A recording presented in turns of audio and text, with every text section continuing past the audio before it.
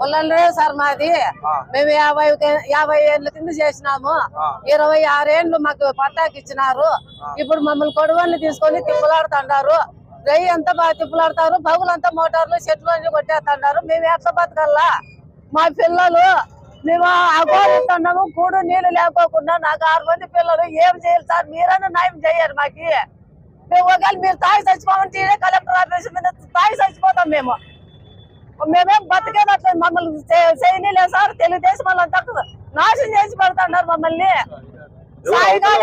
సాయిగాడే మమ్మల్ని అన్యాయం చేస్తున్నారు సార్ వాడు మీరేం చేస్తారో సార్ మమ్మల్ని బతికించేటట్టే చేయాలి లేదా కలెక్టర్ ఆఫీస్ మీద చచ్చిపోతాం మేము ఇంతకంటే మాకు లోకం ఏంది లేదు సార్ పోలీసు వాళ్ళు కంప్లైంట్ ఇచ్చేది పట్టించుకోరు మమ్మల్ని పోలీసులు మమ్మల్ని ఎన్ని కంపిస్తారు వాళ్ళు మాట్లాడుతున్నారు మా మోటార్లు బిగ్గిపోయినారు 3 మాటలు చెట్లు నరికినారు 3 మాటలు కాల్చినారు మోటార్ కాల్చినారు పైపులు పగలు కొట్టినారు పొడవల్ని తీసుకొని మమ్మల్ని మాట్లాడి తిప్పులాడినారు ఏడ్చుకుంటూ పోయినాం సార్ మా పిల్లల్ని వేసుకొని పోయినాం సార్ మేము ఎంత న్యాయం చేస్తున్నారు సార్ మీరన్నా న్యాయం చేయాలి సార్ ఆ సాయి మమ్మల్ని నాశనం చేసి పెడుతున్నారు సార్ మీరు వాటికి ఏం చేస్తారో సార్ మీరు ఏమన్నా చెయ్యాలి మీ కలెక్టర్ ఆఫీస్ ముందు మేము తాగి చచ్చిపోతాం మన తల్లుడు పిల్లలంతా అక్కలప్ప సంద్రావణాలు కృష్ణప్ప కొడుకు పైటాల రవి గురు ప్రసాద్ వీళ్ళంతా మమ్మల్ని నాశనం చేసి పెడుతున్నారు సార్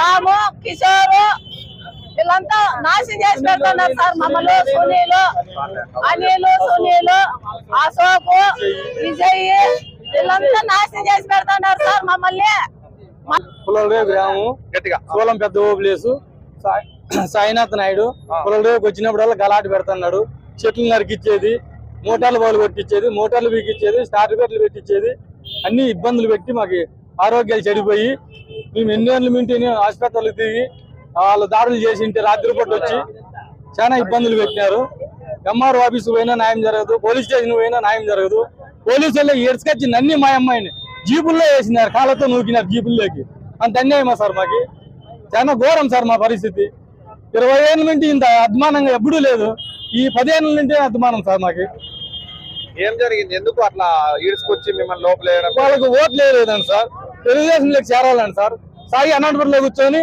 ఇక్కడ రౌడీల్ని గుండాలని నింపిస్తారు సార్ మాజీ మండల ప్రెసిడెంట్ సుబ్బయ్య నాయుడు కూడా సార్ ఆయన ఎప్పుడు వచ్చినాడంటే అప్పుడు గలాట్లేదు సార్ ఆయన పెద్ద ఇబ్బందులు పెడుతున్నారు సార్ మీరు రైతులా లేకపోతే మేము రైతులమే సార్ మేము రైతులమే సార్ వాళ్ళకంటే వాళ్ళ నాయనకతలు రైతాంగం సార్ మాకు ఆ బోర్లు ఆ పోలీసు వాళ్ళు ఆ కలెక్టర్ ఏంటి ఫోటోలు ఏంటి అదే సార్ వాళ్ళు కూడా వచ్చి వాళ్ళ మాటలు మాకు అన్యాయంగా ఇబ్బందులు పెడుతున్నారు సార్ న్యాయం చేయకపోతే ఏం చేస్తారు ఇంతమంది న్యాయం చేయకపోతే మందు దాగి చచ్చిపోతాం సార్ పాయిజన్ దాగి చనిపోతాం సార్ ఎన్నిసార్లు చెప్పినారు పోలీసులు 4 తూర్లు సార్ 4 తూర్లు చెప్పినారు సార్ సంవత్సరానికి 4 తూర్లు చెప్తానే ఉంటాం సార్ ఇప్పుడు 3 ఏళ్ళకి కానీ 6 తూర్లు చెప్పినాం సార్ చివరిగా అధికారులు ఏం చేయాలా మా పట్టాలు మాకు ఇచ్చి మా భూమిలో మమ్మల్ని సాగు చేసుకునేటట్లుగా పంటలు పెట్టుకునేటట్లుగా న్యాయం చేయాలి సార్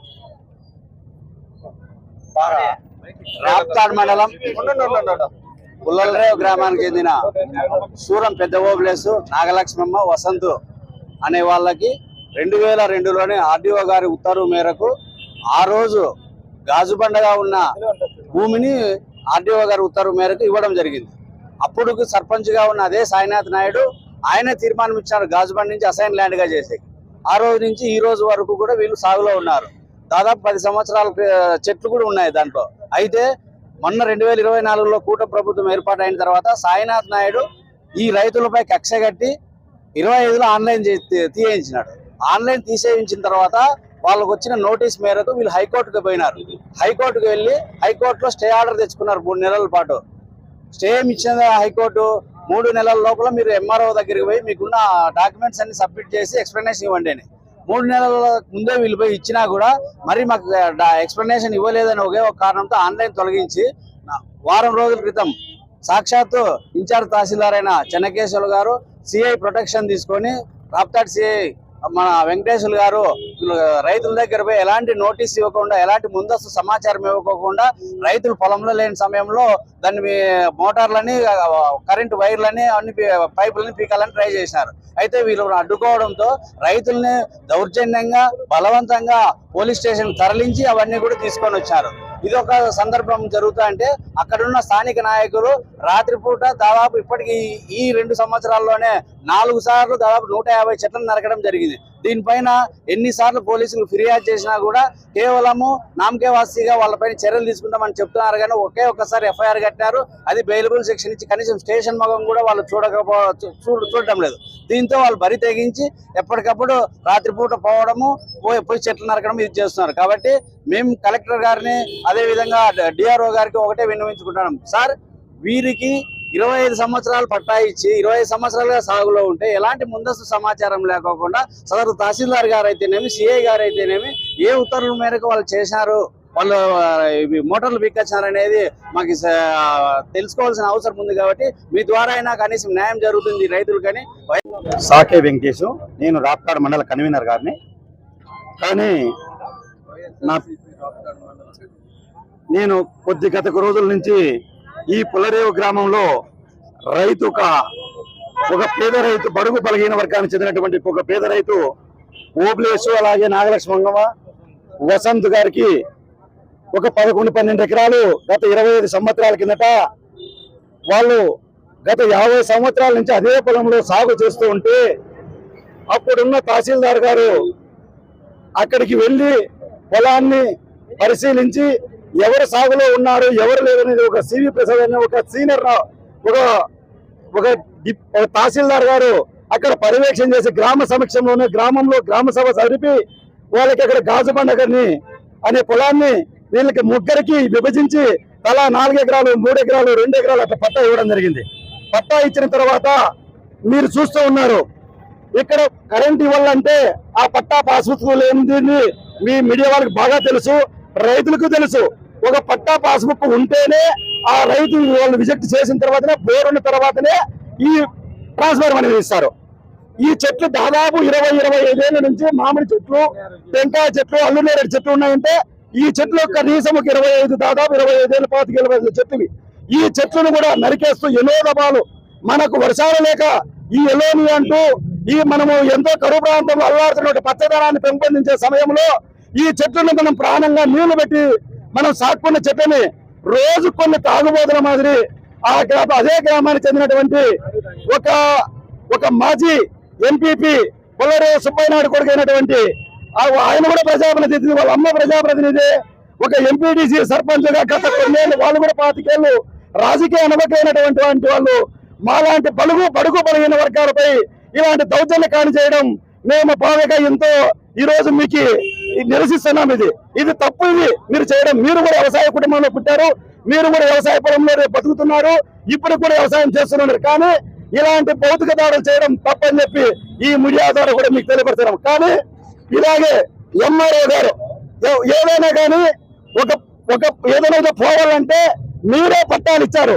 నువ్వన్న డిప్యూటీ ఎంఆర్ఓ, ఆయన ఎంఆర్ఓ గారు ఇచ్చారు 25 ఏళ్ళ పట్టాన్ని. మీరు పరిశీలన చేయకోకుండా దీన్ని అడ్డు పెట్టుకొని, మీరు ఒక రాజకీయ నడ్డు పెట్టుకొని మీరు అక్కడికి వెళ్ళి మీరు పోలీసుల ప్రొటెక్షన్ తీసుకొని ఎలా వెళ్తారు? ఏ రైతుకైనా కానీ, ఏ ఇంటికైనా, ఏ రస్తాకైనా అక్కడికి వెళ్ళేటప్పుడు మీరు ఒక రస్తాకి కానీ ఏదైనా కానీ ఒక సర్వే మీరు ఇస్తారు, ఏది ఒక రిప్రజెంటేషన్ ఇస్తారు, అక్కడ అర్జీ ఇవ్వాలి. ఆ అర్జీ స్పందించడంతో ఒక కొన్ని వారం రోజులు 10 రోజులు ఇవ్వలేదు. తర్వాత రెండోసారి, మూడోసారి కూడా రెస్పాండ్ కాకపోతే మీరు ఉన్నత అధికారులతో వెళ్ళి చేసేయాలనుకుంటుంది.